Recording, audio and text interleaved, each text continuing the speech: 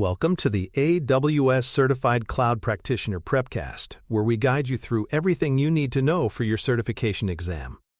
Whether you're just starting or looking to refine your knowledge, this course will set you up for success. Brought to you by baremetalcyber.com. Let's get started.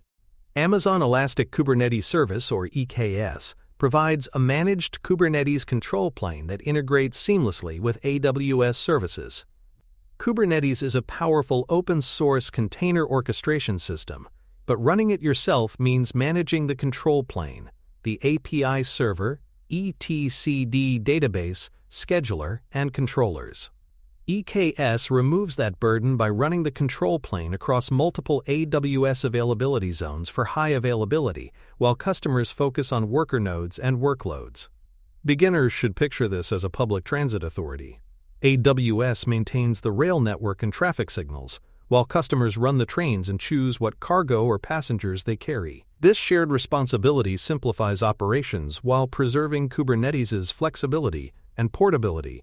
A central design choice in EKS is how to run worker nodes. AWS offers managed node groups, where EC2 instances are provisioned, patched, and replaced automatically. Customers can also create self-managed node groups for full control, though this requires handling updates. A third option is Fargate Profiles, which run pods directly on AWS-managed serverless infrastructure without managing EC2 instances at all. Beginners can see these as three housing options: renting managed apartments, managed nodes, building your own houses, self-managed, or using hotels that require no maintenance, Fargate.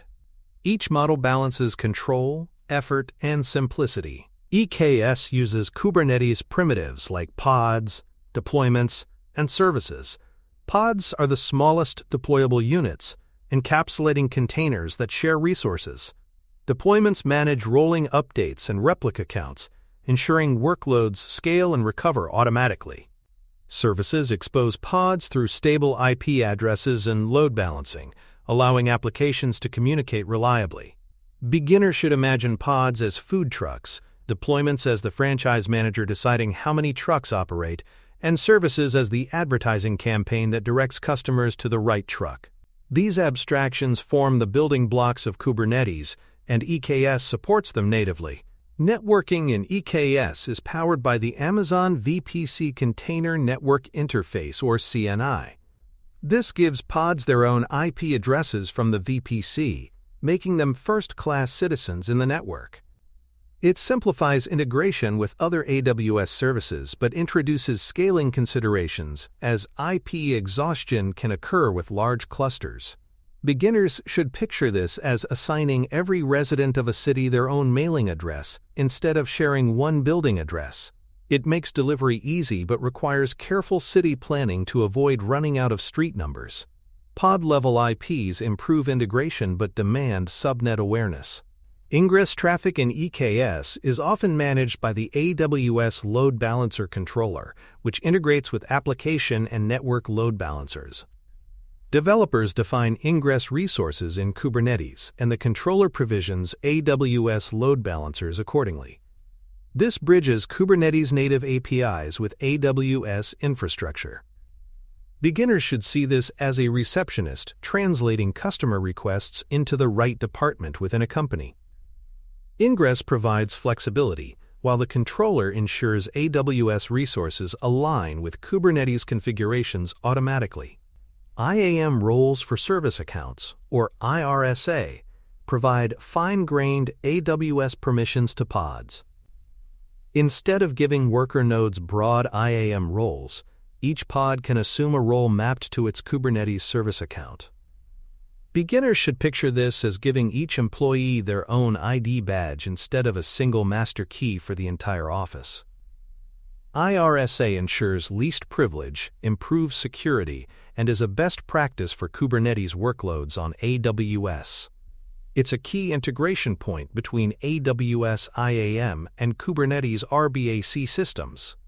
Persistent storage in EKS relies on Container Storage Interface (CSI) drivers. The EBS CSI driver allows pods to mount block storage volumes for stateful applications like databases. The EFS CSI driver provides shared file storage across multiple pods, ideal for web content or analytics pipelines. Beginners should imagine EBS as a personal locker assigned to one person and EFS as a communal filing cabinet available to a team. These storage integrations ensure Kubernetes applications on EKS can persist data reliably. Cluster add-ons provide essential services. Core DNS handles service discovery inside the cluster, kube proxy manages networking rules, and the metrics server provides resource usage data. These add-ons run as pods within the cluster, and EKS supports their lifecycle management. Beginners should think of these like city utilities. DNS is the phone book, kube proxy is the traffic signal system, and the metrics server is the electricity meter. Together, they make the Kubernetes city functional and observable. Observability in EKS integrates with AWS Container Insights for metrics and logs, CloudWatch for monitoring, and X-Ray for distributed tracing.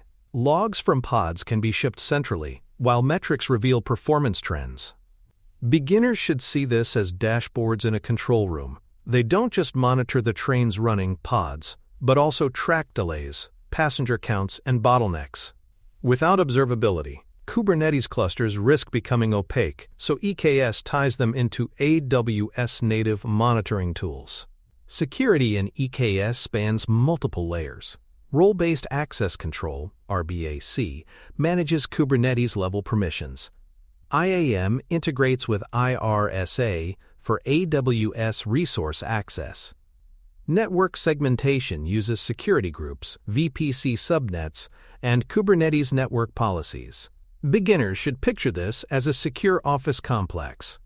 Keycards grant access to specific rooms, walls, separate departments, and hallways have guards. By combining RBAC, IAM, and network segmentation, EKS enables strong multi-layered defenses in multi-tenant environments. Version management is crucial. EKS supports multiple Kubernetes versions with regular upgrades required to stay supported.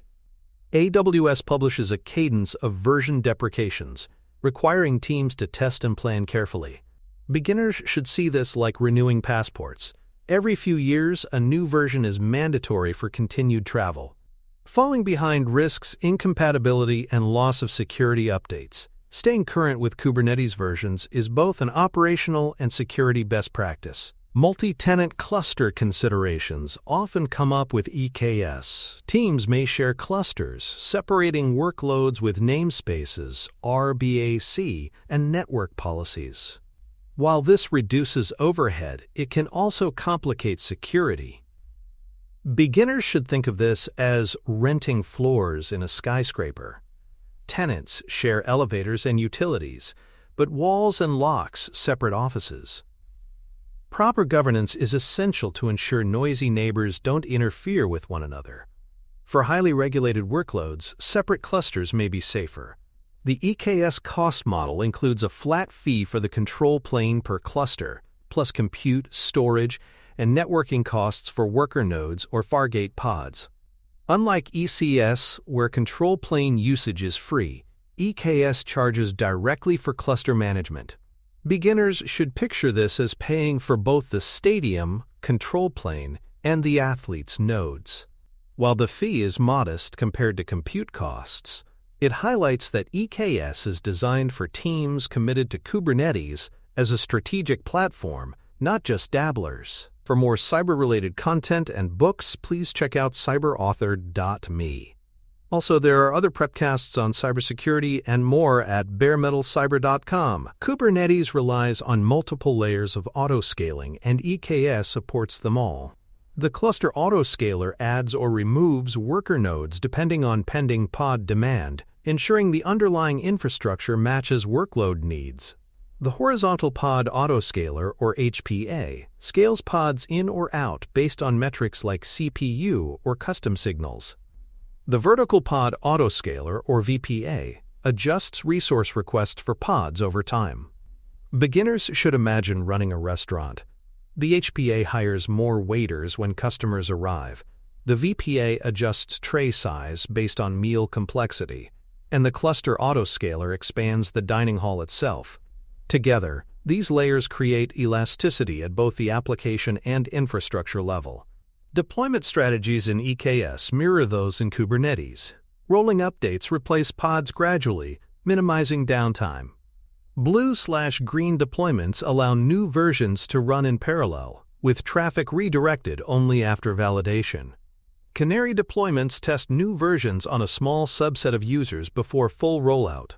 Beginners should picture this as theater performances. Rolling updates replace actors one by one. Blue/green builds an entire new cast before opening night, and Canary invites a small audience to preview the show. Each approach balances speed, safety, and risk tolerance. Ingress and service types are critical to exposing applications. Ingress provides fine-grained routing rules managed by controllers like the AWS Load Balancer controller, while service types define how pods are reached. Load Balancer services provision AWS ALBs or NLBs. Node port services open static ports on nodes, and cluster IP services keep access internal. Beginners should imagine a building. Load Balancer is the front entrance with a receptionist. Node port is a side door with a fixed address, and cluster IP is an internal hallway. Knowing which to use keeps traffic secure and efficient. Managing configuration and secrets in EKS relies on config maps and secrets. Config maps handle non-sensitive settings like environment variables, while secrets store sensitive credentials. External secret stores like AWS Secrets Manager or Parameter Store integrate smoothly, avoiding hard coding. Beginners should see config maps as sticky notes on desks, while secrets are locked safes, accessible only with permission. Externalizing configuration ensures workloads remain portable, secure, and manageable across environments. Image sources in EKS typically come from Amazon ECR, which provides secure repositories and scanning. Pull policies in Kubernetes define whether pods always fetch new images or reuse cached ones. Beginners should picture this like grocery deliveries. Sometimes you restock every day. Always. Sometimes you only restock if shelves are empty, if not present. ECR combined with IAM permissions ensures images remain trusted and private, while pull policies strike a balance between freshness and efficiency. Network policies add another layer of defense by restricting east-west communication within clusters. By default, pods can talk freely to each other, but network policies allow teams to restrict flows based on labels or namespaces. Beginners should imagine office floors with open hallways, but adding doors that only allow specific employees through. Network policies reduce blast radius and align with zero-trust principles, especially in multi-tenant clusters, where not every service should have unrestricted access. Admission controllers provide guardrails for cluster security and consistency. They intercept API requests to validate, mutate, or deny configurations before they're applied. Examples include requiring labels, blocking privileged pods, or enforcing resource limits. Beginners should picture these as security officers checking paperwork before workers enter a construction site. Admission controllers prevent misconfigurations at the door, ensuring clusters follow governance rules and reducing the risk of insecure deployments. Large organizations often use multi-account or multi-region patterns with EKS. Clusters may be separated by account for governance or compliance, while multi-region deployments provide resilience and latency benefits. Cross-account registries and shared VPCs enable standardization. Beginners should compare this to a franchise operating in multiple cities. Each store runs locally but follows corporate rules and uses shared supply chains. EKS scales beyond a single cluster, fitting into global and multi-account strategies. Upgrading Kubernetes versions requires careful planning. A best practice is to test upgrades in staging clusters, roll changes to production in waves, and always have rollback strategies ready. Beginners should think of this as replacing parts in an airplane engine while it's flying. You test on simulators first, update non-critical planes, and only then touch critical flights. Regular upgrades are unavoidable, so disciplined playbooks reduce risk while keeping clusters supported and secure. Cost controls in EKS focus on right-sizing nodes and workloads. Oversized pods waste resources, while undersized clusters drive performance issues. Fargate pods offer flexibility by billing per pod rather than per node, reducing waste for sporadic workloads. Beginners should picture this as deciding between renting a banquet hall or booking seats individually. For large predictable events, halls make sense. For smaller or variable groups, individual seats are more cost-efficient. Cost-aware design ensures EKS stays efficient without losing flexibility. The choice between ECS, EKS, and Lambda often comes down to ecosystem alignment. ECS is AWS native and simpler. EKS appeals to organizations standardizing on Kubernetes across clouds, and Lambda is best for short-lived serverless functions. Beginners should imagine three transportation choices. ECS is AWS's reliable train system, EKS is a global airline network compatible everywhere, and Lambda is a taxi that arrives on demand. Each is valuable, but the context of the workload determines the best fit. From an exam perspective, learners should focus on recognizing EKS components and integrations. If the scenario highlights pods, deployments, or config maps, it's Kubernetes. If it mentions IRSA, pod-level IPs, or ALB ingress controllers, the answer is EKS.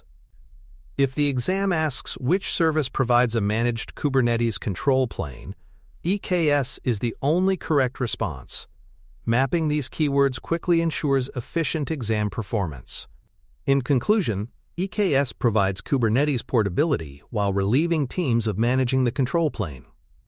With integrations like IRSA, EBS, and EFS drivers and container insights, it blends the power of Kubernetes with the stability of AWS. For learners, the takeaway is that EKS is chosen when Kubernetes is a strategic priority, offering consistency across clouds but leveraging AWS's managed services for scale and security. It is the bridge between open-source Kubernetes and AWS native container orchestration, empowering teams to run modern applications flexibly and reliably. That concludes today's episode of the AWS Certified Cloud Practitioner Prepcast. Be sure to tune in for the next episode and visit us online at baremetalcyber.com or cyberauthor.me for more resources, including news, mailing lists, YouTube videos, podcasts, and much more.